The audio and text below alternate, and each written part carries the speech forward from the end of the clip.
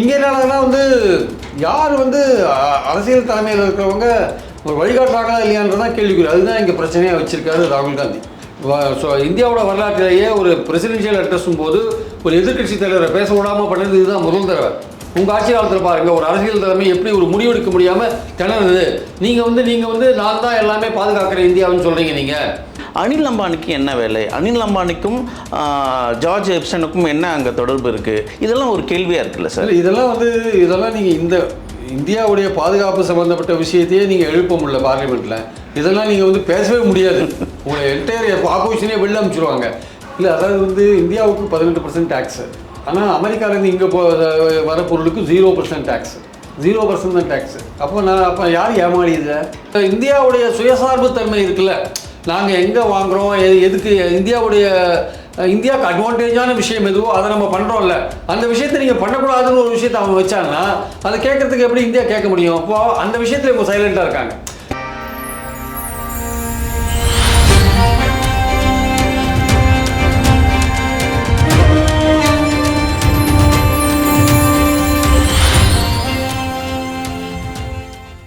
நேயர்களுக்கு வணக்கம். இன்றைய நேர்காணலில் நம்மோடு இணைந்திருக்கிறார் மூத்த பத்திரிகையாளர் திரு பிரியன் அவர்கள். சார் வணக்கம். வணக்கம் சார். நேற்று நடந்த அந்த பாராளுமன்றத்தில் ராகுலோட கர்ஜனை, பதில் சொல்ல வராத மோடி, எப்படி பார்க்குறீங்க? என்ன இஷ்யூ, என்ன நடக்குது? இல்லை, அதாவது ஏதோ தேச பாதுகாப்புக்கு ஏதோ பாஜக தான் மொத்த குத்தகை எடுத்துருக்கிற மாதிரி பேசிகிட்டு இருக்காங்க, தொடர்ந்து பேசிகிட்டு இருக்காங்க. ஏதோ இவங்களை விட்டால் தேசத்தை பாதுகாக்கிறதுக்கு ஆள் கிடையாதுன்ட்டு. ஆனால் இவங்க ஆட்சியில் தான் பார்த்தீங்கன்னா சிஆர்பிஎஃப் சோல்ஜர்ஸு கொலை செய்யப்படுறாங்க. இவங்க ஆட்சியில் தான் பாகிஸ்தான் உள்ள குண்டு போட்டு போகிறாங்க, ட்ரோன்ஸ் அனுப்புகிறானுங்க, பல பிரச்சனைகள்லாம் வருது. அப்போ தேச பாதுகாப்புக்கு இவங்க எந்த அளவுக்கு இதாக இருக்காங்க அப்படின்றது ஒரு முக்கியமான விஷயமா இருக்குது. அப்போ அதை பற்றின பிரச்சனைகள் எது எழுந்தாலுமே பேச மாட்டேங்கிறாங்க. இப்போ நடந்த இந்தியா பாகிஸ்தானுக்கு நடுவில் நடந்த விஷயங்கள்லாம் இருக்குல்ல, போர், இந்த விஷயங்கள்லாம் இருக்கு இல்லையா, அதை நிறுத்திருந்து நான் தான் அப்படின்னு ட்ரம்ப்பு 100 தடவை சொல்லிட்டாரு தெரியும். அதுக்கு இவங்ககிட்ட பதிலே கிடையாது. கேட்டால் என்ன சொல்கிறாங்க, இந்தியன் மிலிட்ரி அஃபிஷியல்ஸ் 2 பேர் பேசினாங்க, முடித்தாங்க அப்படின்றாங்க. ஒரு இந்திய இராணுவத்தை வழிநடத்துறது அரசியல் தலைமை தான் வழிநடத்தணும். இது பாகிஸ்தான் கிடையாது. இராணுவம் தனக்குத்தானே முடிவெடுத்துக்கிறதுக்கு இது இந்திய இராணுவ ஆஃபீஷியல்ஸ் பேசி முடிவெடுத்தாங்க அப்படின்னு ஒரு விஷயத்தை அவங்க சொல்கிறாங்க. டைரக்டர் ஆஃப் மிலிட்ரி ஆப்ரேஷன்ஸ் பேசி முடிவெடுத்தாங்க போரை நிறுத்ததை பற்றி. அப்போ அரசியல் தலைமையோட பங்கு என்ன அதில்? ஆக்சுவலாக இப்போது 71 இந்திரா காந்தி பங்களாதேஷ் உருவாக்கினாங்க, ஒரு வாரம் நடந்ததுன்னா அதில் இந்திரா காந்தி டைரக்ஷன் கொடுப்பாங்க, என்ன பண்ணுறது ஏது பண்ணுறது அவங்க ராணுவத்துக்கு கொடுப்பாங்க டைரக்ஷன், ராணுவம் அதுக்கேற்றபடி எக்ஸிக்யூட் பண்ணுவாங்க. அதுதான் இது ஒரு நடைமுறை, ஜனநாயக நாட்டில் அதுதான் நடைமுறை. இங்கே என்னன்னா யார் அரசியல் தலைமையில் இருக்கிறவங்க ஒரு வழிகாட்டுறாங்களா இல்லையான்றதான் கேள்விக்குறி. அதுதான் இங்கே பிரச்சனையாக வச்சுருக்காரு ராகுல் காந்தி. 2020 அங்கே சைனா பார்டரில் ராத்திரி இரவு 8:15 மணிக்கு சைனீஸ் அட்வான்ஸ் பண்ணி உள்ளே வரோம். அப்போது அங்கே இருக்கிற நார்த்தன் ஏரியா கமாண்டர் ஆர்மி சீஃபுக்கு சொல்கிறார், ரொம்ப பக்கத்தில் நெருங்கி வந்துட்டுருக்காங்க, நம்ம ஏதாவது ஆக்ஷன் எடுக்கணும்ன்ட்டு. 8:15 மணிக்கு நடக்குது. உடனே ஆர்மி சீஃப் என்ன பண்ணார், முப்படைகளுக்கு தளபதி இருக்கார்ல, இறந்து போயிட்டார் ஹெலிகாப்டரில், அவரை பிடிக்கிறார். அவர் என்ன பண்ணுறார், உடனே ராணுவ மந்திரியை பிடிக்கிறார். ராணுவ மந்திரி என்ன பண்ணுறார், பிரைம் மினிஸ்டர் பிடிக்கிறார். ஆனால் எதுவுமே அவங்ககிட்ட ஆர்டர்ஸே வரல. 8:15 9:15 10:15 வரைக்கும் எதுவுமே வரல. 10:15 மணிக்கு ஒரு ஆர்டர்ஸ் என்ன வருதுன்னா, நீங்கள் என்ன கிரவுண்ட் சிச்சுவேஷன் பார்த்துருக்கோ அதை செஞ்சுக்கோங்கன்னு ஒரு ஆர்டர் வருது. இங்கேருந்து எந்த விதமான கிளியர் ஆர்டரும் வரல. அதுதான் அந்த நரவாணின்னு ஒருத்தர் இருந்தார் ஆர்மி சீஃப். அவர் அவருடைய புக்கில் எழுதியிருக்கார். அந்த புக்கு இன்னும் வெளியிடப்படலை. ஏன்னா ராணுவத்திலேருந்து ரிட்டையர் ஆகிறவங்க புக் எழுதணும்னா மினிஸ்ட்ரி ஆஃப் ஹோம் அஃபேர்ஸோட பர்மிஷன் வாங்கணும். அவங்க பர்மிஷன் கொடுக்க மாட்டேங்கிறாங்க. ஏன்னா இந்த மாதிரி விஷயங்கள்லாம் அதில் இருக்குது. ஒரு அரசியல் தலைமை ஒரு டிசிஷன் டிலே பண்ணுறாங்கன்னா அப்போ என்ன, இந்த அரசாங்கம் எந்த விதத்தில் இயங்குதுன்னு ஒரு கேள்வி இருக்குல்ல. அது வெளியே எதிரிகளோட படை இப்போ நம்ம பக்கத்தில் வந்துடுச்சு, நம்ம தாக்க வேண்டிய நிலையில் இருக்கோம் அப்படின்லாம் சொல்கிற விஷயத்தில் சொல்லும்பொழுது அதுக்கான ஒரு அரசியல் தலைமையிட்டேருந்து பதில் என்ன பண்ணுறது, அதை அந்த புத்தகத்தில் வெளியிருக்கார். புத்தகம் வெளியிடப்படலை. ஆனால் வெளியிடப்படாத புத்தகத்திலேருந்து சில பகுதிகளை கேரவன் பத்திரிகை எடுத்து போட்டுது ஆக்சுவலாக.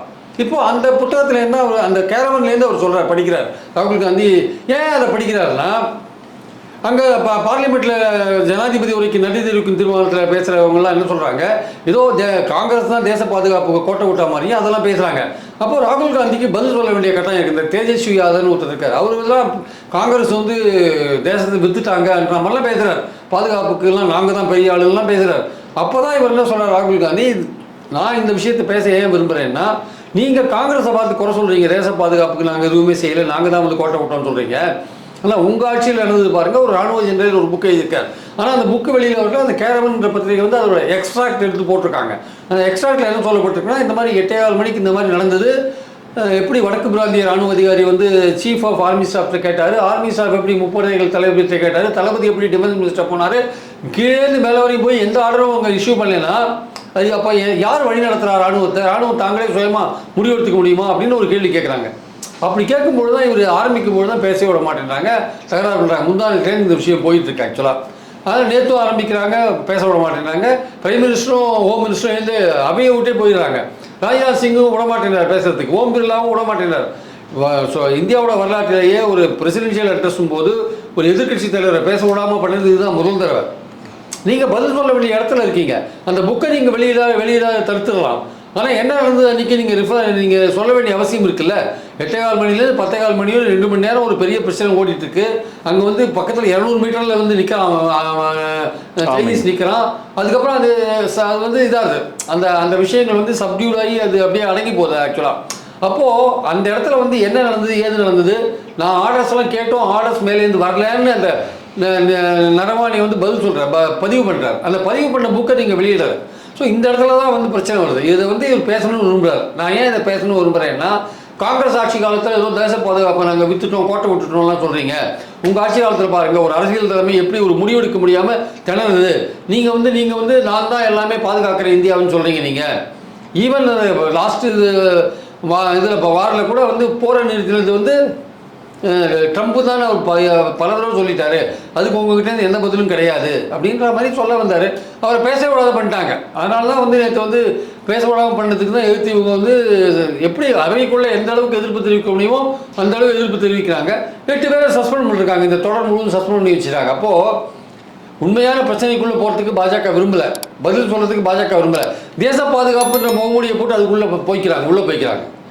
நாட்டு மக்களுக்கு நடந்ததை சொல்லணும் இல்லையா, அது சொல்ல மாட்டேன்னாங்க. அப்போ எதிர்கட்சி தலைவர்ன்ற முறையில் அவர் வெளியில் வந்து நடந்த விஷயத்தெல்லாம் சொல்கிறார். கண்டிப்பாக இது உள்துறை பிரச்சனையாக இருந்தாலும் இவங்க பாஜக முன் வந்து பதில் சொல்ல தயங்குறாங்க. குறிப்பாக இன்னொரு சம்பவம், மோடியை பற்றி ஒரு சலசலப்பு இங்கே போயிட்டு இருக்கு. நம்ம இந்திய பொலிட்டிக்கல், அந்த இந்திய அரசியல் மட்டும்தான் அந்த ஹனி ட்ராப் பற்றி நம்ம பேசிகிட்டு இருக்கோம், பார்த்துட்டு இருக்கோம். ஆனால் இன்றைக்கி உலக அளவில் அந்த ஹனி ட்ராப் இன்னைக்கு வந்து அந்த ஜார்ஜ் எப்ஸ்டைன் அந்த அவர் சேர்ந்த அந்த மின்னஞ்சல் முகவரியெல்லாம் இன்றைக்கி எடுத்து பார்க்கும்போது கிட்டத்தட்ட பல ஆயிரக்கணக்கான வீடியோக்களும் செய்திகளும் வந்து அதெல்லாம் வந்து பேசப்படுது. இதில் முக்கியமாக சம்மந்தப்பட்டிருக்கார் மோடி அவர்கள். இதுக்கும் பதில் சொல்லாத இது கார்பேஜில் போட வேண்டிய கேள்விகள் அப்படின்னு உதாசீனப்படுத்தி போகிறாங்க. இதெல்லாம் எப்படி சார் நம்ம பார்க்கலாம்? இது அமெரிக்கன் கோர்ட் இன்னும் வந்து முழு விஷயத்தையும் வந்து என்கொயரி பண்ணி வெளில வரும்போது தான் தெரியும். பட் இந்தியன் கவர்மெண்ட் வந்து இப்போ அதை எந்த அளவுக்கு சீரியஸாக எடுத்துக்கல. அவங்க அதை வந்து ஒரு மொட்டை கடதாசின்னு சொல்கிறோம் பார்த்தீங்களா, அந்த மாதிரி ஆங்கிளில் டீல் பண்ணுறாங்க. ஆக்சுவலாக அதுக்கு உரிய ஒரு அங்கீகாரம் கொடுக்காத அந்த ரிப்போர்ட்ன்றது வந்து ஏதோ காசிப் மாதிரி, ஒரு கிசுகிசு மாதிரி, போகிற போக்கில் ஏதோ மண்ணெல்லி போட்டு போகிற மாதிரியான ஒரு விஷயமாக தான் அதை கருதுறாங்க. ஏன்னா அந்த பர்டிகுலர் பர்சன் இறந்து போயிட்டார், அவர் இறந்து போயிட்டார், 2016 இறந்து போயிட்டார் அவர். அதுக்கப்புறம் தான் இந்த இது வெளியிடுறாங்க. ஆக்சுவலாக இதெல்லாம் வெளியிடப்போ தான் அவரோட பிஏன்னு சொல்கிறவரை யாரோ வெளியிடுறாரு ஆக்சுவலாக. ஸோ அப்படி இருக்கும்போது இது வந்து எவ்வளோ தூரம் இதோட உண்மைத்தன்மை இருக்குன்னு நமக்கு தெரியாது. ஸோ அந்த விஷயங்கள் அமெரிக்கன் கோர்ட்டில் அலசப்படுது. ஆக்சுவலாக இதில் வந்து அமெரிக்கன் கோர்ட் எந்த அளவுக்கு விசாரணை பண்ணி எல்லாரையும் கொண்டு வராங்கிறத பொறுத்து தான் இருக்குது. அதனால் அதில் நம்ம இந்தியன் கவர்மெண்ட் அதில் வந்து அவசரம் காட்டாது இருக்கிறதுன்னு ஆச்சரியம் கிடையாது. ஏன்னா இது வந்து பெரிய தலைவர்களை இன்வால்வ் பண்ணுற ஒரு விஷயமா இருக்குது. அன்லஸ் நம்ம ஒரு ஃபுல் ப்ரூஃபாக எல்லாம் தெரிஞ்சால் தான் பேச முடியும். ஸோ அதெல்லாம் வந்து வதந்திகளாக நிறைய விஷயங்கள். அது அந்த பத்திரிகை ஒரு கிளியராக ஒரு சில வார்த்தைகளை சொல்லியிருக்காங்க.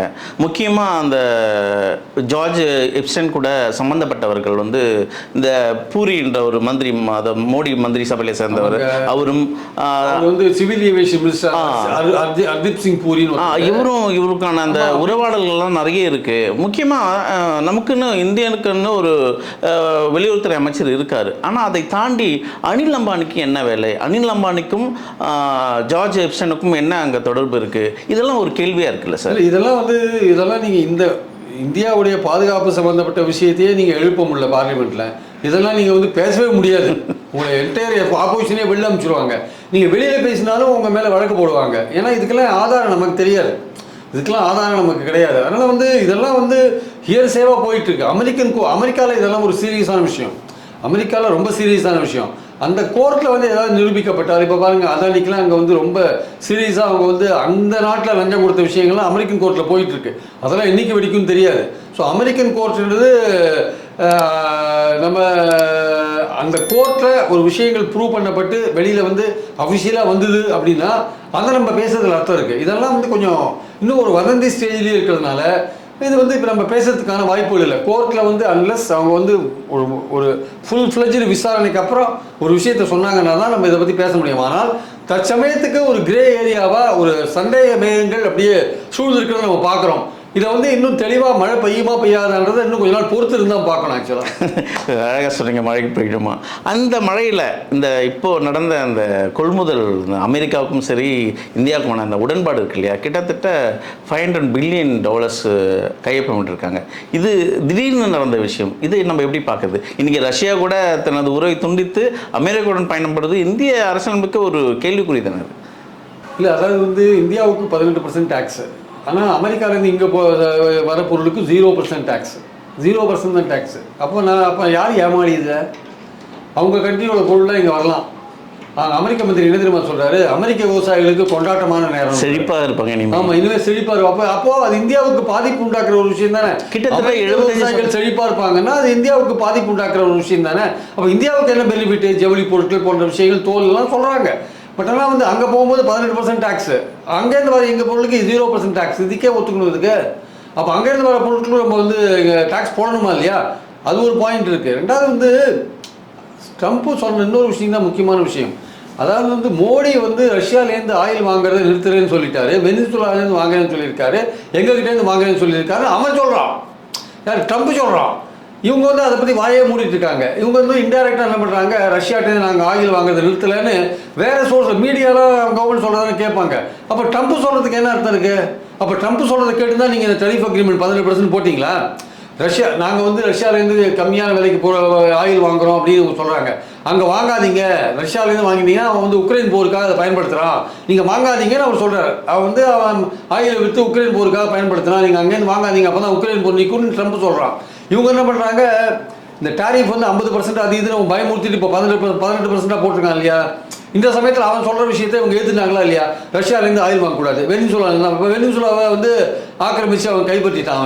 கிட்டத்தட்ட அவனோட ஆளுகையில் தான் அது இருக்குது. வெனிசுலா ஆயில் ரிச்சாக இருக்குது. அந்த ஆயிலை வந்து இவங்க வாங்கணும்னு கம்பல் பண்ணுறான். இப்போ கம்பல் பண்ணுறான். குடியரசு தினத்துக்கு அன்னைக்கு 7 மில்லியனுக்கு அக்ரிமெண்ட் பண்ணியிருக்காங்க இல்லையா வெனிசுலா கூட? ஆமாம், அதான் சொல்கிறேன். வெனிசுலா கூட அக்ரிமெண்ட் இதெல்லாம் பண்ணிடுறாங்க. அமெரிக்கா சொல்கிறத கேட்டுட்டு ஆடின்னு இருக்காரு மோடி. ஆனால் வெளியில் பார்க்கும்போது ஏதோ தைரியமாக இருக்கிற மாதிரியும் இந்தியா சுதந்திரமாக இருக்கிற மாதிரியும் ஒரு இதை கொடுத்து அதான் காங்கிரஸ்காரங்க கேள்வி எழுப்புறாங்க.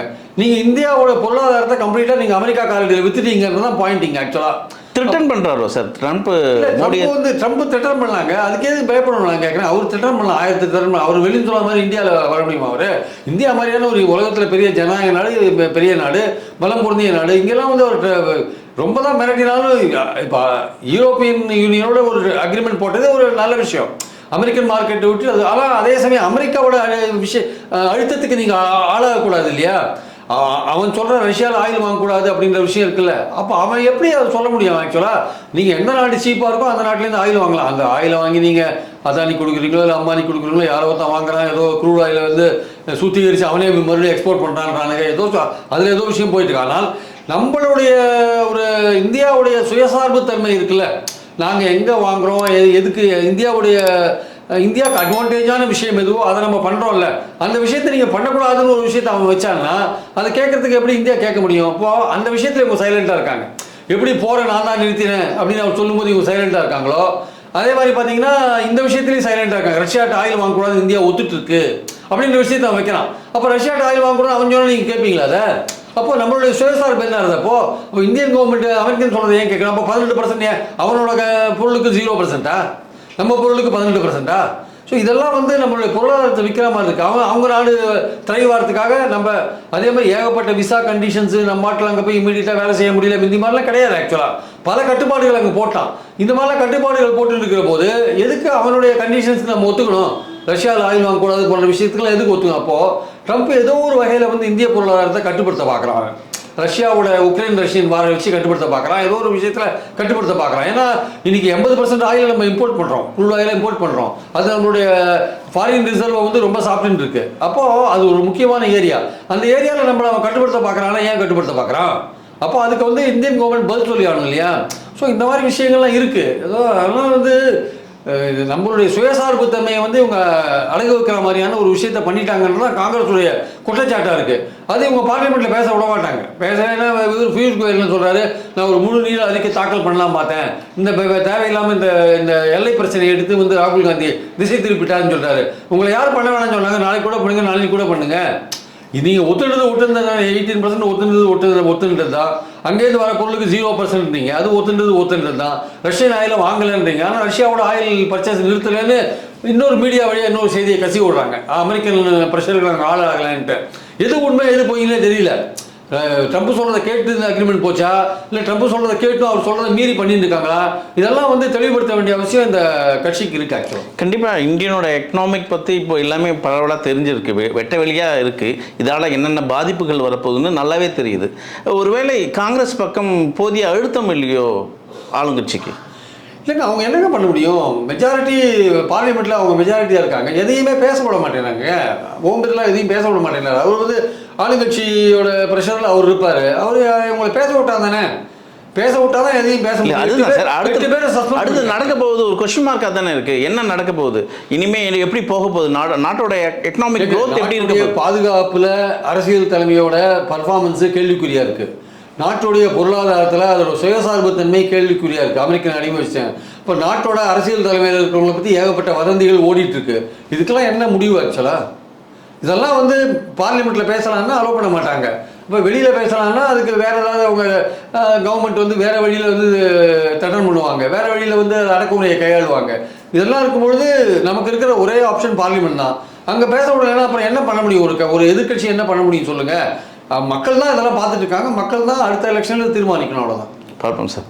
பல கேள்விகளுக்கு பொறுமையாக பதில் சொன்னீங்க, அழகான நிதானமாகவும் நேர்த்தியாகவும் இருந்தது. மிக்க நன்றி. தேங்க்யூ.